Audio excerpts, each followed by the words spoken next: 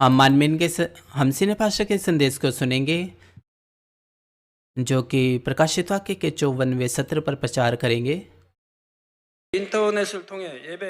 मसीह में प्रिय भाई और बहनों और शाखा कलीसिया और स्थानीय कलीसिया के सदस्य और सदस्य जो इंटरनेट के द्वारा इस सभा में शामिल हैं और जिसन के श्रोताओं, इस लेक्चर के जो विषय हैं वो पिछले के श्रेणी है। प्रकाशित के 14 अध्याय 9 से 10 पद कहता है, फिर इनके बाद एक और स्वर्गदूत बड़े शब्द से यह कहता हुआ आया कि जो कोई उस पशु की और उस मूर्त की पूजा करे, अपने माथे या अपने हाथ पर उसकी छाप ले, तो वह परमेश्वर का प्रकोप की निरी मदिरा जो उसके हाथ के कटोरे में डाली गई है पिएगा और पवित्र स्वर्गदूत के सामने और मेमने के सामने आग और गंधक की पीड़ा में पड़ेगा। 짐승과 그의 우상에게 경배한다는 것은 적그리스도의 세력과 पशु की पूजा करना और उसकी मूर्त की पूजा करना वो मसीह विरोध की सेना के साथ होना एक समान है। और हर कोई जो इस चीज को करेगा उसके चिन्ह को लेगा अपने माथे या अपने हाथ पर, वो ऐसे ही करेगा। और इस प्रकार के व्यक्ति वो यहाँ तक कि इस चीज को ग्रहण करेंगे यह जानते हुए कि ये सारी चीजें परमेश्वर के विरोध में है, और फिर अंत में वे आग की गंधक में वही पड़ जाएंगे और नरक की अनंत पीड़ा में पड़ जाएंगे और उस पीड़ा का कोई अंत नहीं होगा। और आगे की जो आयत है प्रकाशिता के 14 अध्याय 11 पद कहते हैं, और उनकी पीड़ा का धुआं युगानुयुग उठता रहेगा, और जो उस पशु और उसकी मूर्त की पूजा करते हैं उसके नाम की छाप लेते हैं उनको रात दिन चैन ना मिलेगा, उनको रात दिन चैन ना मिलेगा। जिस प्रकार अगर किसी ने भी नरक की किताब को पढ़ा है वो जानते हैं कि वे इस तरह की सजा के अधीन होंगे जहां पर उन्हें रात दिन चैन ना मिलेगा, और उनकी पीड़ा का जो धुआं है वो युगान युग उठता रहेगा, और उस नरक की आग जो है वो कभी ना बुझेगी। और जब तक कि श्वेत न्याय सिंहासन ना हो जाए, वे जो बचाए गई आत्मा है वे नरक में जाएंगे और वहां पर उन्हें पीड़ा के अधीन होना पड़ेगा। नरक में जो पीड़ा है वो बहुत ही ज्यादा भयानक और अति पीड़ा देने वाली है, और वहां पर परंतु वहां पर लगभग कुछ आराम होगा, जबकि पीड़ा वो लगातार चलती रहेगी, परंतु थोड़े समय का उन्हें आराम होगा जब तक कि एक नई पीड़ा का वो सामना करे। बेशक वे आत्माएं वो शांति से आराम नहीं कर पाएंगी, क्योंकि उस बारे में सोचते हुए कि अगली पीड़ा क्या होगी, जो अगली पीड़ा उन पर आने वाली होगी इसके बारे में वो सोचते रहेंगे, परंतु फिर भी एक पीड़ा के अंतराल में उन्हें आराम मिलेगा। जब मैंने नरक के ऊपर संदेश को दिया था, मैंने बताया था कि एक पति पत्नी है जिन्होंने पवित्र आत्मा की बहुत ही ज्यादा बुरी तरीके से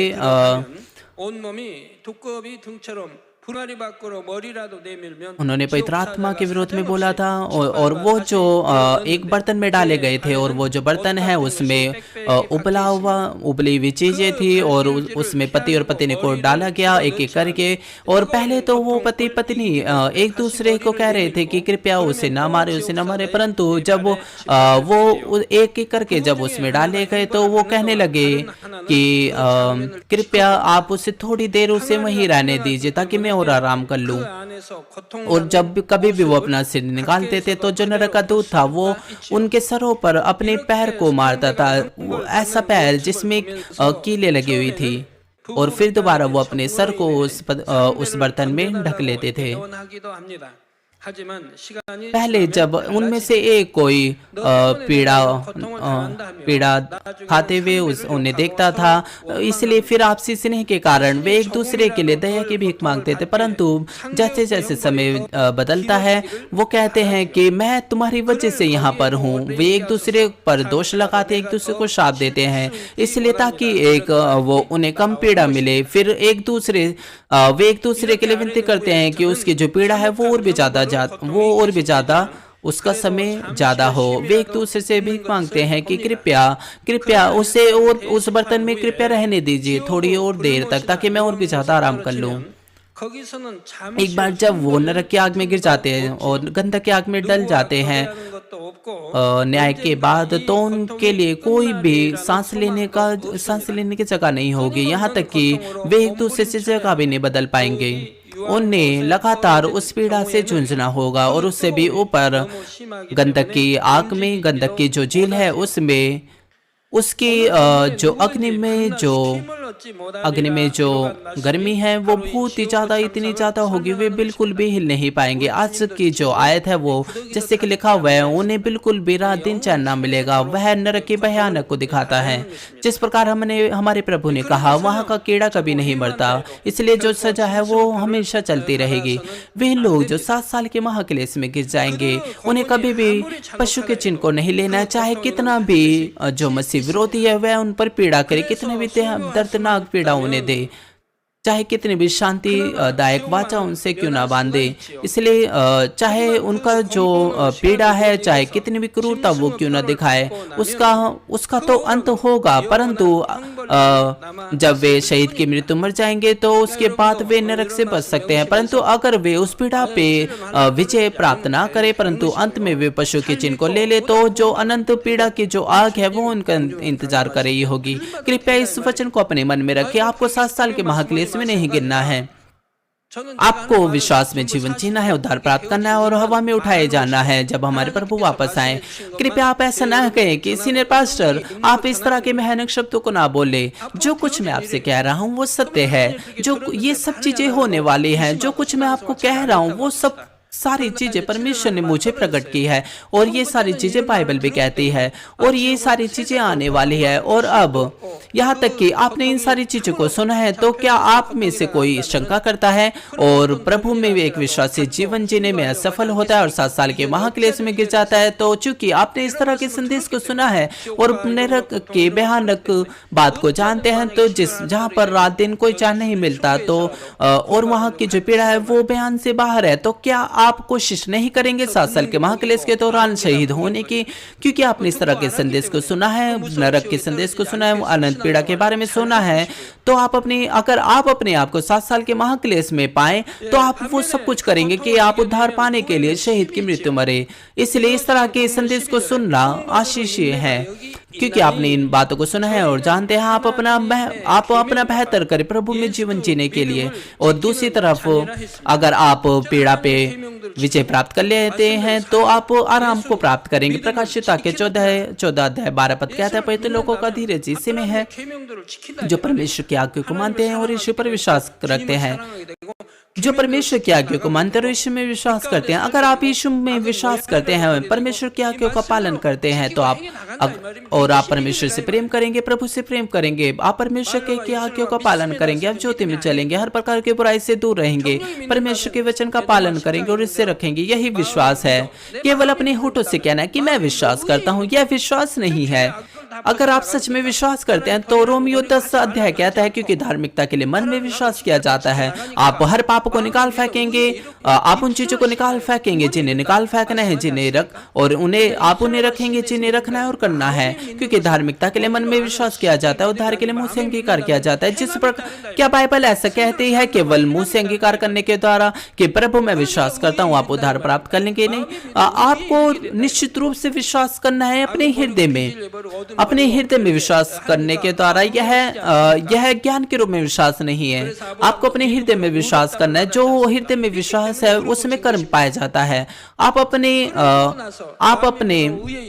क्रियाओं को दिखाएंगे कि आप वचन के अनुसार जी रहे हैं। आपके जो क्रियाएं हैं वो गवाही देगी कि आप वचन के अनुसार जीवन जी रहे हैं। और यही विश्वास है जिसमें धार्मिकता पाई जाती है, क्योंकि धार्मिकता के लिए मन से विश्वास किया जाता है। क्या धर्मी नहीं बन जाएंगे जब आप हर प्रकार की बुराई, सत्य और अंधकार को निकाल फेंकेंगे? इसी प्रकार अब्राहम भी विश्वास के द्वारा धर्मी ठहराया गया, क्योंकि धार्मिकता के लिए मन से विश्वास किया जाता है, उद्धार के लिए मन मुझसे अंगीकार किया जाता है।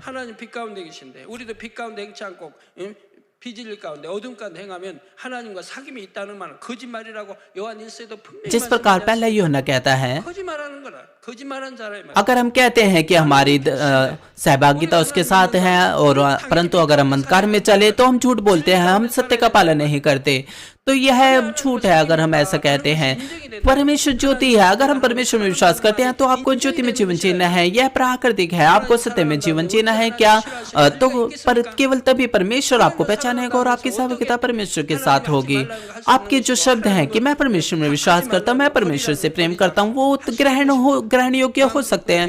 अगर आप परमेश्वर से प्रेम करें, क्या आप उन चीजों को करेंगे जिनसे परमेश्वर घृणा करते हैं? क्या आप कैसे उन चीजों को कर सकते हैं जिन्हें परमेश्वर मना करता है कि आप उन्हें ना करें, जबकि आप कहते हैं कि मैं परमेश्वर से प्रेम करता हूं? आप कैसे उन चीजों को आप कैसे उन चीजों को निकाल फेंक नहीं सकते जिन्हें वो कहता है कि निकाल फेंके? जैसे कि परमेश्वर कहता है, पवित्र लोगों के धीरज ऐसे में है जो परमेश्वर के आगे को मंत्र यीशु पर विश्वास रखते हैं। इस ये जो वचन है वो हर एक मनुष्य पर लागू होता है जो सृष्टि की शुरुआत से है। अनंत जीवन की आशा के साथ उन्होंने कभी भी हिचकिचाया नहीं कि इस सक्रिय मार्ग पर चलने के द्वारा, इसके बजाय उन्होंने आनंद और धन्यवाद के साथ वे इस मार्ग पर चले। परंतु यह बिना धीरज के नहीं हो सकता। और यह जो वचन है वह उन लोगों पर भी लागू होता है जो 7 साल के महाक्लेश के दौरान रह जाएंगे, यहाँ तक कि उन्हें पश्चाताप करना है और मन फिराना है और परमेश्वर के वचन का पालन करना है और प्रभु में विश्वास रखना है किसी भी परिस्थिति में। केवल तभी इस प्रकार के धीरज के द्वारा वे उद्धार को प्राप्त कर पाएंगे। प्रकाशित वाक्य 14:13 पद कहता है, और मैंने स्वर्ग से यह सब सुना कि लेकिन जो मुर्दे प्रभु में मरते हैं वे अब से धन्य हैं। आत्मा कहता है हाँ, क्योंकि वे अपने परिश्रम से विश्राम पाएंगे और उनके कार्य उनके साथ हो लेते हैं।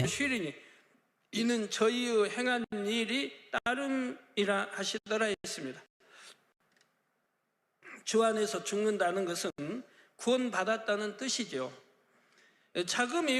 जो मुर्दे प्रभु में मरते हैं वो उन लोगों को दर्शाते हैं जो लोग उद्धार को प्राप्त करते हैं, और अब से यह दर्शाता है उस समय को जो 7 साल का महाक्लेश का समय है। अगर वे प्रभु में मरते हैं 7 साल के महाक्लेश के दौरान तो वे निश्चित रूप से आशीषित हैं, क्योंकि वे थोड़े बहुत लोगों में से हैं। तो क्योंकि वो बहुत ही मुश्किल से बचाए गए हैं, बहुत ही कठिन समय में, तो वो कितने ज्यादा आशीषित हैं। वास्तव में जितना ज्यादा देर वो जीते 7 साल के महाक्लेश में, तो उतनी ज्यादा पीड़ा और क्रूरता वो बढ़ते जाती है, और निश्चित रूप से उनका प्रभु में जल्दी मरना वो आशीषित है।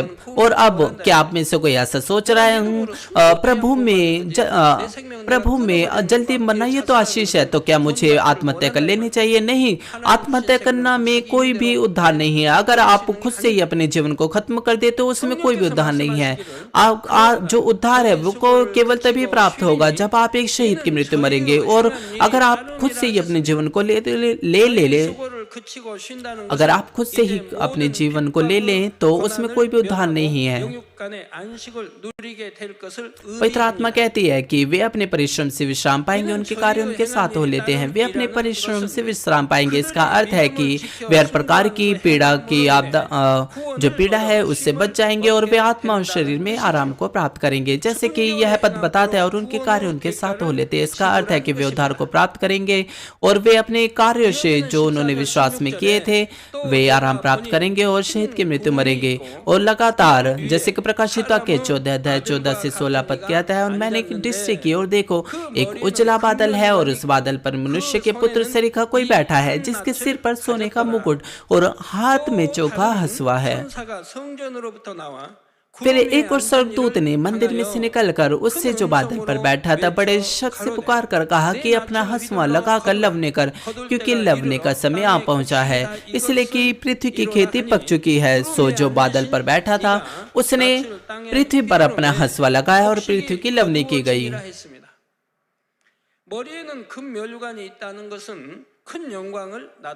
सिर पर सोने का मुकुट होना वह महान महिमा को दर्शाता है। जैसे कि आप जानते हैं जो 24 प्राचीन है उन्होंने सोने का मुकुट पहना हुआ था। जो सोने का मुकुट है वह स्वर्ग में महान महिमा का स्रोत है। जैसे कि हम पढ़ते हैं उसके हाथ में चोखा हंसुआ है।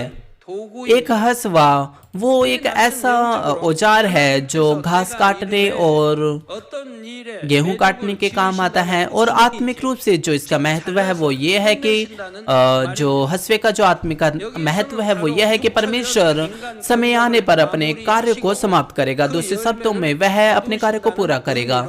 낯이 जो हसवा है, इस वचन में जो हसवा दर्शाया गया है वो उसका महत्व ये है कि परमेश्वर 6000 साल के मनुष्य जुताई का जो समय है उसको पूरा करेगा और अपने फल और उसके फलों को प्राप्त करेगा। जैसे कि जो स्वर्गदूत है वह परमेश्वर की आज्ञा को लाता है। सो जो बादल पर बैठा था उसने पृथ्वी पर अपना हसवा लगाया और पृथ्वी की लवने की गई। पृथ्वी की खेती यहाँ पर उद्धार पाने वाली आत्माओं को दर्शाती है। जिस प्रकार मनुष्य खेती को जोतता है और उससे फसलों को प्राप्त करता है, इसी प्रकार से परमेश्वर भी मनुष्य जुताई को कर रहा है और उसकी फसलों को यानी कि सच्ची संतान की फसल को काटेगा। इसका अर्थ है जिसे हम कहते हैं मनुष्य जुताई। जिस प्रकार एक किसान वो बीज को बोता है और फसल को काटता है, इसी प्रकार से परमेश्वर भी मनुष्य जुताई को काटेगा। जैसे कि एक जो किसान है वो एक ही बार वो बीज को बोता, एक ही बार नहीं वो बीज को बोता है और फसल को काटता है, परंतु वो लगातार इस क्रिया को दोहराता है हर साल। इसी तरह से परमेश्वर भी 6000 सालों से वो लोगों की जुताई कर रहा है आदम की अनंगकारिता के बाद। और यहाँ पर हसवा लगाना और लवनी करना वह दर्शाता है कि परमेश्वर मनुष्य जुताई के इतिहास का निष्कर्ष निकालेगा, यानी कि उसे पूरा करेगा। तो फिर वो कौन है जो बादल पर बैठा है? इसके दोहरे अर्थ हैं। पहला, पुराने नियम के उद्देश्य से यह मूसा को दर्शाता है। आज रात की आयत में जैसे कि हम पढ़ते हैं कि वह मनुष्य के पुत्र नहीं है, परंतु यहाँ पर लिखा हुआ है मनुष्य के पुत्र सरीखा। यह मूसा की महिमा को दर्शाता है जो कि स्वर्ग में है। जो प्रेरित यूहन्ना है उसने अपनी आत्मिक आंखों से इन सारी आत्मिक चीजों को देखा, जबकि वह अपने शारीरिक शरीर में था, क्योंकि उसने मूसा को स्वर्गीय महिमा में देखा। तो जो यूहन्ना था वो केवल और कुछ नहीं, अपने सिर को मूसा के सामने उसने झुका दिया। और इससे बढ़कर जो मूसा है वह उन सारे मनुष्य में जिनकी जुताई हुई है उनमें सबसे बढ़कर वो सबसे ऊंची श्रेणी में है। तो वो कितना महिमामय और कितना ही ज्यादा उसका जो रूप उसका रूप होगा वो कितना महिमामय होगा। इसलिए प्रेरित यूहन्ना कहता है वह मनुष्य के रूप के जैसा है। तो उस समय जो मूसा का जो चेहरा था वो किस प्रकार का था? मूसा वो है जिसके पास पुराने नियम की व्यवस्था थी, जिसे उसने परमेश्वर से प्राप्त किया था। जो व्यवस्था है वह आत्मिक क्षेत्र के नियम को दर्शाती है।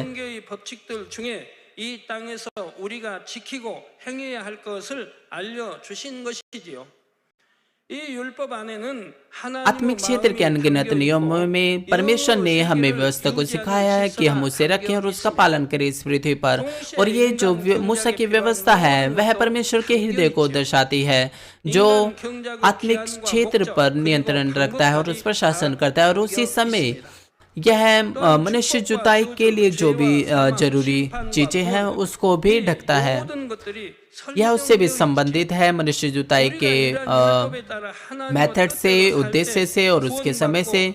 और यह दर्शाता और यह समझाता भी है कि ऐसी चीजों को, आशीष, श्राप को, पाप को, मृत्यु को, न्याय को और उद्धार को भी, जब हम परमेश्वर की इच्छा के अनुसार जीते हैं, व्यवस्था के अनुसार, तो हम उद्धार और आशीष को प्राप्त करते हैं।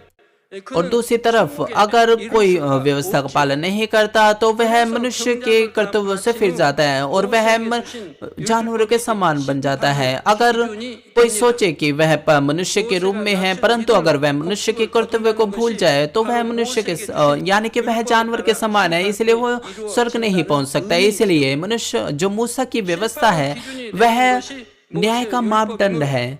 जब मनुष्य जुताई समाप्त हो जाएगी, मूसा हसवा लगाता और लवनी करता है। इसका अर्थ है कि जो न्याय है वह मूसा की व्यवस्था के अनुसार किया जाएगा। 주님을 의미합니다. और दूसरा 요한복음 5장 जो दूसरा है वह जो बादल पर बैठा है वो हमारे प्रभु को दर्शाता है। यूहन्ना 5:27 पद कहता है वह पिता परमेश्वर उसे यानी कि प्रभु न्याय करने का भी अधिकार दिया है, इसलिए कि वह मनुष्य का पुत्र है। 성부 하나님께서는 심판자요 재판장이십니다. 그런데 그 권세를 혼자만 परमेश्वर 가지신 것이 पिता 아니라 वो केवल परमेश्वर पिता ही न्यायाधीश है, तो भी परमेश्वर ने इस अधिकार को अपने पास ही नहीं रखा, परंतु उसने प्रभु से इस अधिकार को साझा किया। 성령 하나님도 함께 और न्याय के दिन न केवल पिता परमेश्वर परंतु पुत्र परमेश्वर और पवित्र आत्मा परमेश्वर वो भी सिंहासन पर बैठेंगे और न्याय को करेंगे। भाई और बहनों, पुराने नियम में जो न्याय का मापदंड था वो मूसा की व्यवस्था थी, इसलिए पुराने नियम के दृष्टिकोण से वह जो बादल पर बैठा है, जिसके पास हसुआ है और जो लवनी को काटेगा वह मूसा है। और नए नियम के समय में जो न्याय है वह हर एक व्यक्ति के विश्वास के अनुसार किया जाता है।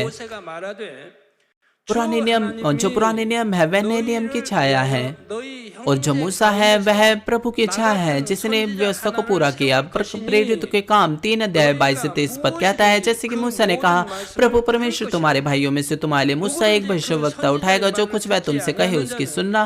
प्रत्येक मनुष्य जो उस भविष्यवक्ता के ना सुने, लोगों में से उसका नाश किया जाएगा।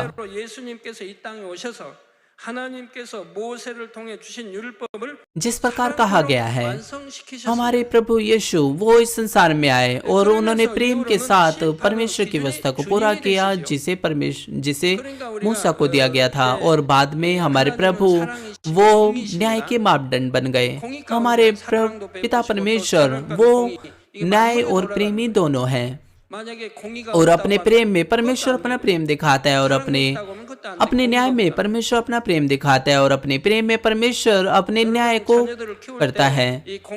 और ये दोनों गुण साथ साथ चलते हैं। अगर कोई न्याय नहीं है तो चीजें काम नहीं करेंगे, अगर कोई प्रेम नहीं है तो चीजें फिर भी काम नहीं करेंगे। अगर आप अपने बच्चों को केवल प्रेम में बड़ा करें और न्याय को भूल जाएं, तो सिर्फ इसलिए कि आप उनसे बहुत ज्यादा प्रेम करते हैं, तो उच्च संभावना ये है कि जो आपके बच्चे हैं वो उस संसार की ओर मुड़ जाएंगे, क्योंकि आपने बिना न्याय के उन्हें पाला बड़ा है, और इसलिए वो अच्छे से बढ़ नहीं पाएंगे।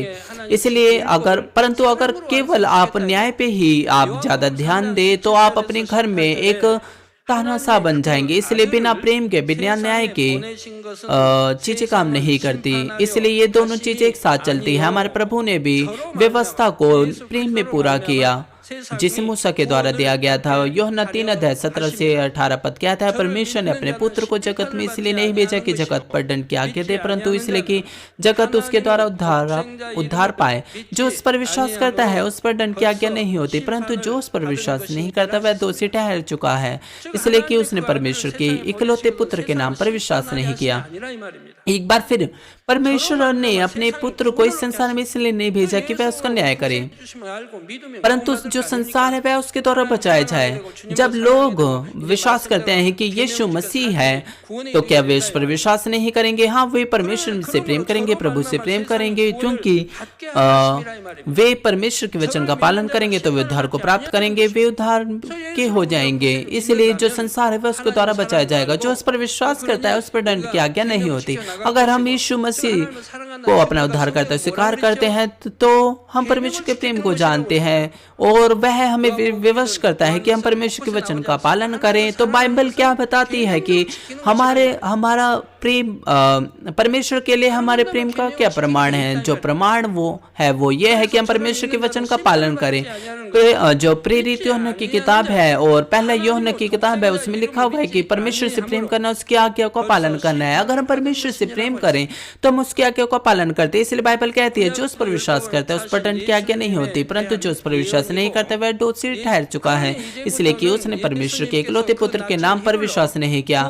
जो पुराने नियम की व्यवस्था है वह यीशु की भविष्यवाणी करता है, और जो यीशु है वह संसार में आया, उसने व्यवस्था को पूरा किया। इसलिए इस बिंदु से जो यीशु है उसके पास हंसुआ है और वह आत्माओं की लवनी कर रहा है जो उद्धार को प्राप्त करेगी। और हमारे प्रभु इस संसार में आए, वो मनुष्य के पुत्र के रूप में नहीं आए, परंतु परमेश्वर के पुत्र में इस संसार में आए। इसलिए आज की आयत यानी कि आज की रात में ऐसे नहीं लिखा हुआ कि वह मनुष्य का पुत्र है, परंतु यहाँ पर ऐसे लिखा हुआ है कि वह मनुष्य के पुत्र के सरीखा है।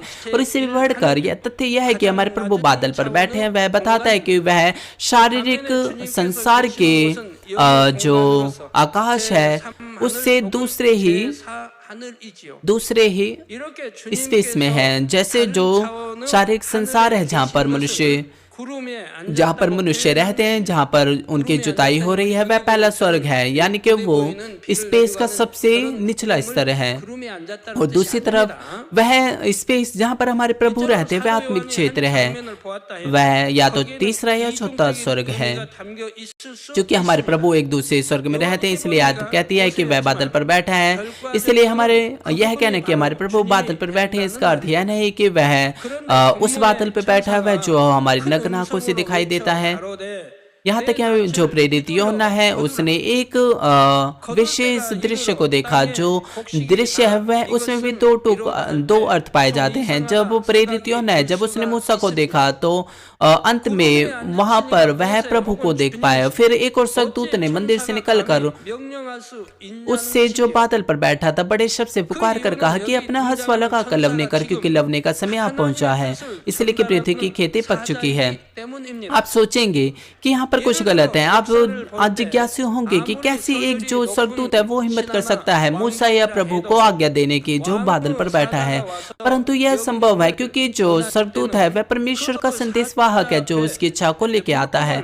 अगर आप इतिहास के बारे में सोचे, जो राजा होते थे उनके भी संदेशवाहक होते थे, चाहे वो राजघराने के हो या ना हो, चाहे वो ऊंचे पद के अधिकारी हो, तो जो उस संदेश को प्राप्त करने वाले होते थे वो उस संदेशवाहक के सामने घुटने टेकते थे। और वो जो संदेशवाहक जब राजा के संदेश को पढ़ता था तो जो संदेशवाहक था वह राजा की ओर से बोलता था। इसलिए जो संदेशवाहक है वह राजा की आज्ञा प्राप्त करने वाले के प्रति सम्मान का प्रयोग नहीं करता था, न ही सम्मान दिखाता था। इसी तरह से जो स्वर्गदूत है इस वचन में वह बिना सोचे समझे ही कुछ नहीं कह रहा है, परंतु मूसा और प्रभु से बिना सोचे समझे ही कुछ नहीं कह रहा है, परंतु वह सामान्य रूप से परमेश्वर की इच्छा को उनको बता रहा है। इसी तरह से जो स्वर्गदूत है वह ऊंचे स्वर्ग से चिल्लाकर कहता है। इसका अर्थ है कि सारी चीजें वो गरिमा भय और दबार पूर्ण तरीके से प्रबंधित की गई है। प्रकाशिता के 14 अध्याय 17 से 18 पद कहता है, फिर एक और स्वर्गदूत उस मंदिर से निकला जो स्वर्ग में है, उसके पास भी चौका हंसुआ था। फिर एक और स्वर्गदूत जिस पर आग का अधिकार था वेदी में से निकला, जिसके पास चौका हंसुआ था। उसने ऊंचे सबसे कहा, अपना चौका हंसुआ लगाकर पृथ्वी की दाखलता के गुच्छे काट ले, क्योंकि उसकी दाख पक चुकी है। इस समय जो स्वर्गदूत है ना कि मनुष्य, वह मंदिर से आता है जिसके पास चौका हंसुआ है। और यह हंसुआ जो कि स्वर्गदूत के हाथ में है उसमें अलग ही अर्थ पाया जाता है पिछले हंसुए से। वह हंसुआ जो पहले दर्शाया गया था वह दर्शाता है कि परमेश्वर मनुष्य जुताई को अपने अधिकार में पूरा करेगा, यानी कि उस पर पूर्ण विराम यानी कि उसे पूरा करेगा। और यह अंतिम आयोजन है। मैं एक बार आपको फिर बताऊंगा। जो स्वर्गदूत के हाथ में हंसुआ है वह दर्शाता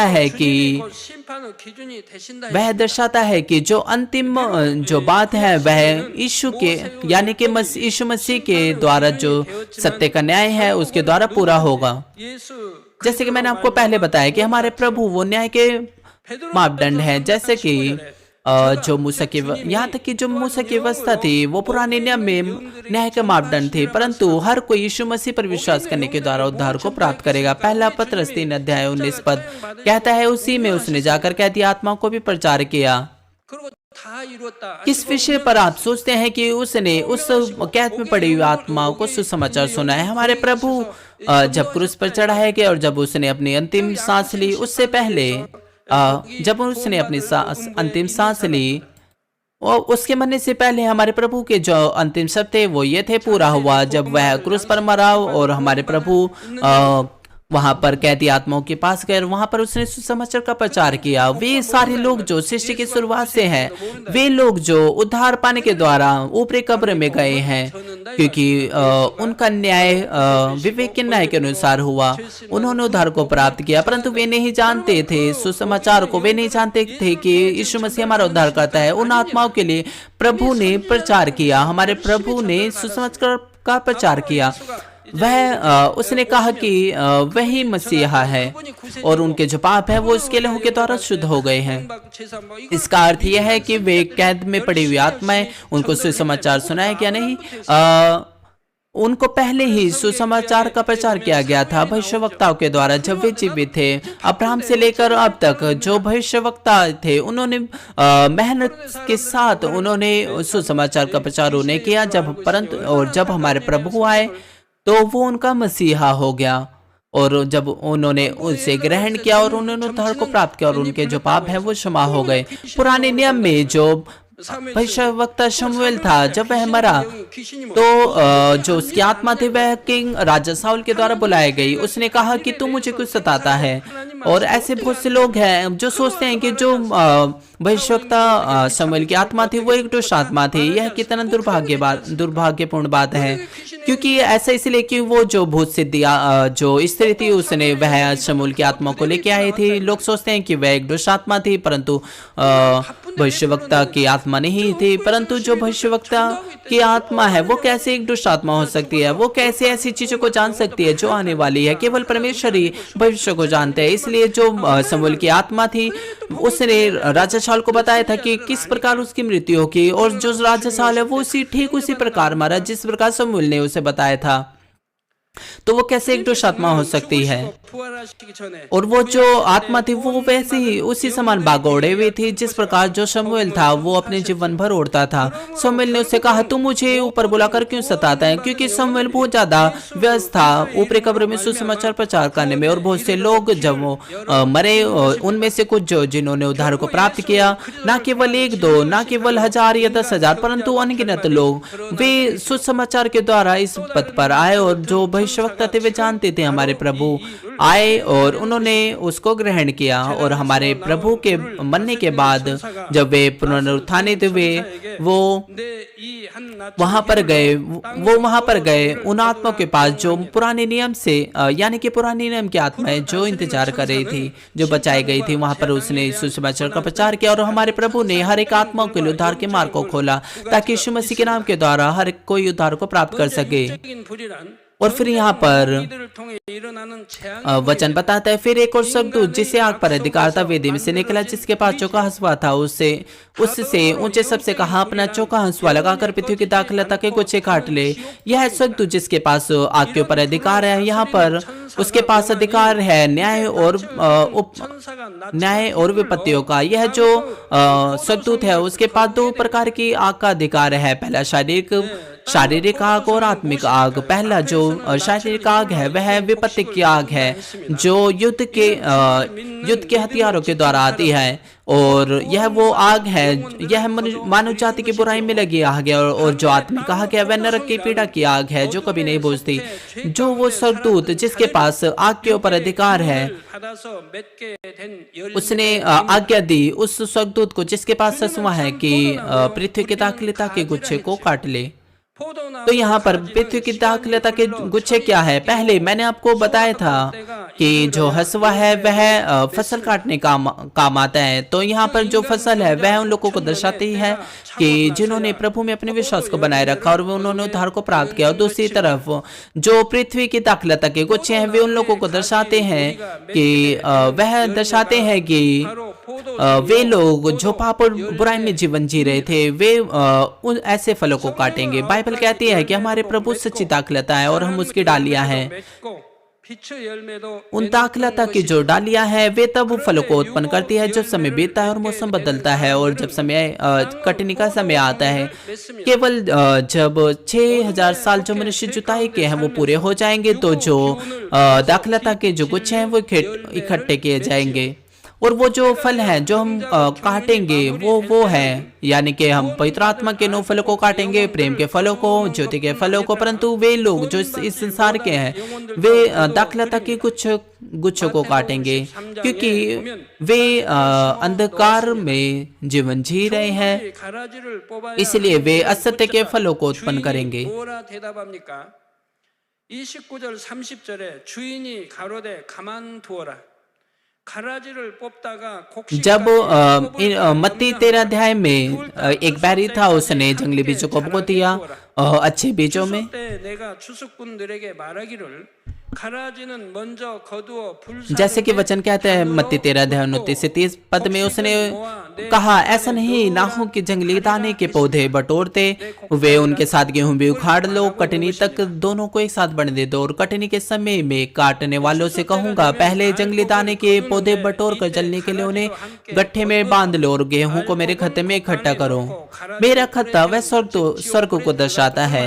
जब कटनी का समय आएगा, तो जब कटनी का समय आता है, जो किसान है वह गेहूं को इकट्ठा करता है और उस समय वह जंगली जो पौधे हैं उनको इकट्ठा करता है और उन्हें जला देता है, और जो गेहूं है वह अपने खतों में उन्हें रख लेता है। और ये जो जंगली जो दाने हैं वह उन लोगों को दर्शाता है जो नरक में लोग नष्ट हो जाएंगे। और जैसे कि वचन बताते हैं, और उस स्वर्गदूत ने पृथ्वी पर अपना हंसुआ डाला और पृथ्वी की दाखलता डालकर दाखलता का फल काट कर अपने परमेश्वर के प्रकोप के बड़े रस के कुंड में डाल दिया, और नगर के बाहर उस रस के कुंड में दाख रौंदे गए।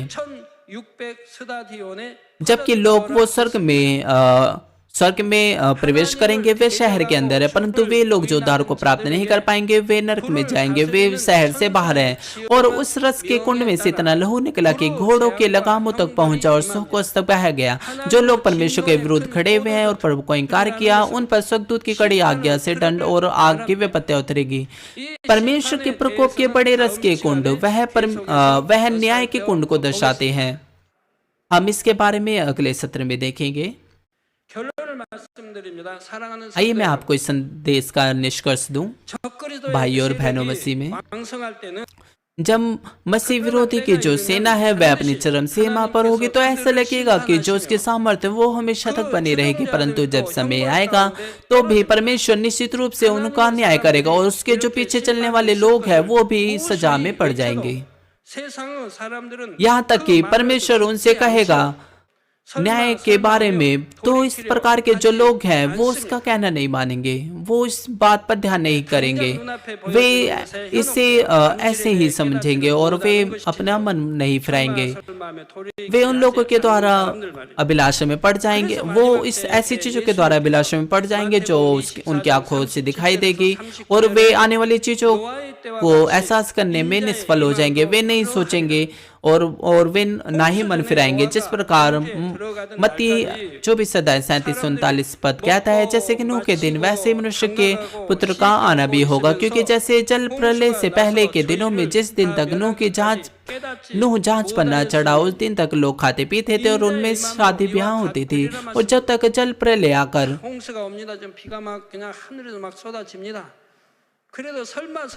और जब तक जल प्रलय आकर उन सबको बाहर ना ले गया, तब तक उनको कुछ भी मालूम ना पड़ा। वैसे ही मनुष्य के पुत्र का आना भी होगा। जब बाढ़ आ रही थी और बारिशें हो रही थी, तो लोग फिर भी सोच रहे थे क्या सच में जो बाढ़ है वो आएगी। यहाँ तक कि लोग उनके आसपास डूब रहे थे, वो उन सब चीजों से बेखबर थे। और जो बारिश थी वो रुक नहीं रही थी। एक हफ्ता वो सोच रहे थे कि एक हफ्ता होगा फिर बारिश रुक जाएगी, परंतु वो फिर भी बेखबर थे। और बाढ़ आने से पहले जो नूह था वो लगातार प्रचार करता रहा, चिल्लाता रहा, परंतु लोगों ने उसकी ना मानी। वो सोच रहे थे यह कितना पागल मनुष्य है, वो सोच रहे थे, और उन्होंने उसके वचन को अनदेखा किया। क्या नूह उनको पागल न लगा जो नाव बनाता रहा 1 साल तक, 2 साल तक, और और समय दर समय क्योंकि जैसे जल प्रलय से पहले के दिनों में जिस दिन तक नूह जहाज पर न चढ़ा उस दिन तक लोग खाते पीते और उनमें ब्याह शादी होती थी। जैसे कि हमारे प्रभु ने मत्ती 24 अध्याय में अंतिम न्याय के दिन के बारे में बताया, उसने अपने आने के चिन्हों के बारे में बताया। उसने कहा कि हाय उन लोगों पर जो शादी ब्याह करते हैं और शादियों में दिए जाते हैं और जो गर्भवती होते हैं, और अंत के दिनों में जबकि लोगों को बहुत ही ज्यादा चौकन्ना रहना चाहिए, प्रार्थना में मन लगाना चाहिए और स्वर्ग में बेहतर स्थान में जाने के लिए मेहनत करनी चाहिए, अपने आप को प्रभु की सुंदर दुल्हन के रूप में तैयार करना चाहिए। तो परंतु ऐसे दूसरे लोग होंगे जो खाएंगे पिएंगे और शादी करेंगे। अगर आप सच में स्वर्ग और यरूशलेम पर विश्वास करते हैं तो अपना आप बेहतर करेंगे आप कि आप प्रभु की सुंदर दुल्हन रूप बने और स्वर्ग यरूशलेम में प्रवेश करें। आप अपना पूरा हृदय देंगे और परमेश्वर के सारे घराने में विश्वास योग्य होने में। और इससे भी बढ़कर आज भी अंत के दिनों में ऐसे बहुत से चिन्ह हैं जो दिखाए जा रहे हैं। आप अंत के दिनों में जी रहे हैं, जैसे कि यह वचन कहता है, क्योंकि जैसे जल प्रलय से पहले के दिनों में जिस दिन तक के नूह जहाज पर न चढ़ा उस दिन तक लोग खाते पीते थे और उनमें शादी ब्याह होती थी, और जब तक जल प्रलय आकर उन सबको बाहर ना ले गया तब तक उनको भी कुछ मालूम ना पड़ा। वैसे ही मनुष्य के पुत्र का आना भी होगा। ऐसा ही 7 साल के महाक्लेश के अंत में भी होगा, यहाँ तक कि वे रैप्चर के गवाह होंगे और अनगिनत विपत्ति और आपदाओं को देखेंगे महाक्लेश के दौरान। परंतु ऐसे बहुत से लोग होंगे फिर भी वे प्रेजेंट में रहने की कोशिश करेंगे और वे अंत में उस मौके को भी खो देंगे। इसलिए आपको उस सच्चाई से बेखबर नहीं होना है, परंतु अपने आप को एक बहुमूल्य आत्मा बनाना है और अंत के दिनों के लिए अपने आप को तैयार करना है। प्रभु यीशु मसीह के नाम से मैं प्रार्थना करता हूँ, आमीन। आइए हम संदेश पर विचार करते हुए हम प्रार्थना करेंगे। 진정 믿는 사람에게는 하나님의 계명과 믿음을 지키기 위한 인내가 있다 하셨나이다. 하오니 끊임없는 고통과 잔혹한 형벌 속의 모습이 아니라 진정 참된 안식과 영원한 행복으로 충만한 천국의 기쁨을 소망하는 우리는 더욱 스스로를 돌아보아 인내로서 하나님의 계명과 믿음을 굳세게 지켜나가는 만민이 되어지도록 축복해 주시옵소서. 감사드리옵고 예수 그리스도의 이름으로 기도하옵나이다. 당의자님의 환자를 위한 기도를 받겠습니다. 아픈 곳 प्रभु यीशु मसीह के नाम से मैं प्रार्थना करता हूँ, आमीन। आइए हम सीने पाशा की प्रार्थना को ग्रहण करेंगे बीमारों के लिए। कृपया अपना हाथ अपने बीमारों पर रखिए और अगर आप बीमार नहीं हैं तो अपना हाथ अपनी छाती पर रखिए। इस प्रार्थना को विश्वास के द्वारा ग्रहण करें। हालेलुया। शक्तिमान प्रेमी पिता परमेश्वर के कृपया अपना हाथ सभी भाई और बहनों पर रखिए। कृपया शाखा कलीसिया और स्थानीय कलीसिया सभी जीसस श्रोताओं पर जो संसार भर से सैटेलाइट केबल इंटरनेट पर देख रहे हैं, उनके हृदय में विश्वास को बोइए, नकारात्मक विश्वास की सेना को निकाल दीजिए। सभी तरह के दुख और क्लेशों ने छोड़कर चले जाएं। पवित्र आत्मा की आग के द्वारा सिर से लेकर पैर तक कोशिकाओं को, तंत्रिकाओं को, सभी अंदरूनी अंगों को और आंतों सहित उनके बीमार और भावात्मक अंगों को जला दीजिए। सृष्टि की ज्योति उन पर आ जाए। प्रभु यीशु मसीह के नाम से आगे देता हूँ, शत्रु शैतान सब जीवाणु विषाणु दुर्बलताएं दूर हो, ज्योति उन पर चमके, उनके असाध्य दीर्घकालीन रोग पवित्र आत्मा की आग के द्वारा झुलसा दीजिए। सभी प्रकार की महामारियां, फैलने वाले रोग जैसे मलेरिया, सभी संक्रामक जैसे जुकाम बुखार उनसे दूर हो। पिता उन्हें हर प्रकार के जीवाणु विषाणु बैक्टीरिया से सुरक्षा दीजिए। उनके सभी प्रकार की कैंसर, पेट के कैंसर, फेफड़े के कैंसर, जिगर के कैंसर, छाती के कैंसर, गर्भ के कैंसर, सभी प्रकार के दूसरे रोग जैसे एड्स, रक्त का कैंसर, दिमागी रक्तघात, ऊंचा रक्तचाप, धीमा रक्तचाप, फेफड़े के रोग, मधुमेह के रोग, स्त्री रोग, थायराइड के रोग, सभी प्रकार के सूजन जलन से चंगाई दीजिए। पोलियो, सदमे, गठिया, हेपेटाइटिस, दूसरे बहुत से रोगों से ठीक कीजिए। सभी प्रकार के दर्द उनसे दूर हो। पीठ दर्द, सिर दर्द और मानसिक रोग से मानसिक रोग जो है वो गायब हो जाए। मिर्गी, स्वलीनता, उदासी, तंत्रिका रोग, सभी प्रकार की दूसरी बीमारियों से आजाद कीजिए।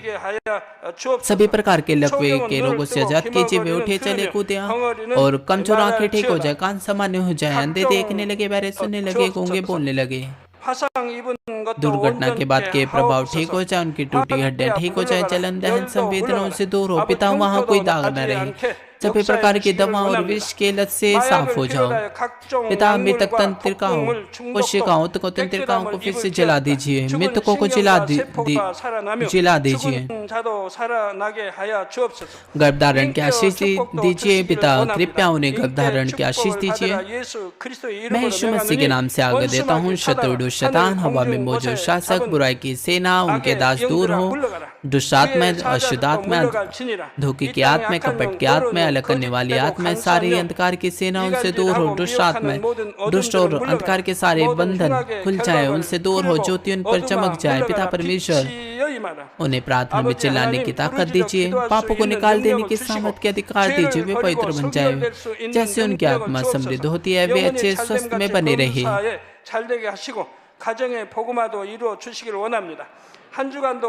उनके परिवारों में भी सुसमाचार का प्रचार किया जाए, उनके सभी प्रकार के उन्हें सभी प्रकार की दुर्घटना और विपत्ति से सुरक्षा दीजिए, उन्हें हर चीज में सफल जीवन जीने की आशीष दीजिए। कृपया अपने बच्चों को, उनके घर को, कार्यशाला को पवित्र आत्मा के बारे में स्वर्गीय सेना सकदूतों तो अपनी धधकती आंखों के द्वारा सुरक्षा दीजिए, और विद्यार्थियों को बुद्धि दीजिए और समझ दीजिए। उनके हृदय अधिक जुनून और पढ़ाई की इच्छा से भर जाएं, संसारिक चीजों से उनके मन और हृदय को दूर रखें, उनके हृदय में और अधिक जोशीला प्रेम रोपिए। अपने बच्चों को आशीष दीजिए, चाहे वे खाएं पिएं, जो भी कुछ करें, वे सब चीजों में आपके नाम को महिमा दे। वे जीवित परमेश्वर का अंगीकार करे और गवाही दे कि मैं परमेश्वर से मिला हूँ और मैंने परमेश्वर का अनुभव किया है और उससे आशीषों और उत्तर को प्राप्त किया है। पिता परमेश्वर, आपका धन्यवाद, सारी महिमा केवल आपको मिले। हमारे प्रभु यीशु मसीह के नाम से मैं प्रार्थना करता हूँ, 만민찬양 아멘. 192장 기다림